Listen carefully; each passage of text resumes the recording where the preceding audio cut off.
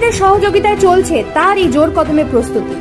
একদিকে সেজে উঠেছে ধর্মতলার মঞ্চ, অন্যদিকে শুক্রবার থেকে শহরে আসতে শুরু করে দিয়েছে কর্মী সমর্থকেরা। আগামী রবিবার তৃণমূলের এই শহীদ দিবসের মঞ্চে থাকছে বেশ কিছু নতুন চমক। নবনির্বাচিত সাংসদ, শীর্ষস্থানীয় নেতা, মন্ত্রী সহ বিধায়করা সকলেরই বসার জন্য আয়োজন করা হয়েছে সুবিশাল মঞ্চ। মূল মঞ্চের পাশেই আরও একটি মঞ্চ তৈরি করা হয়েছে, যেখানে বসবেন বিভিন্ন পুরসভার কাউন্সিলররা। অন্যদিকে আরও একটি মঞ্চ তৈরি করা হয়েছে, যেখানে বসবে শহীদ পরিবারের সদস্যরা। সভা মঞ্চে থাকবে সুবিশাল 13 ফুটের একটি জায়ান্ট স্ক্রিন।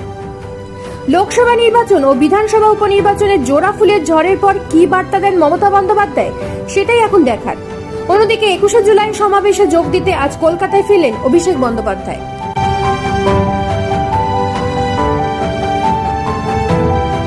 কলকাতা থেকে নিজস্ব প্রতিনিধি রিপোর্ট, নিউজ প্রাইম বাংলা।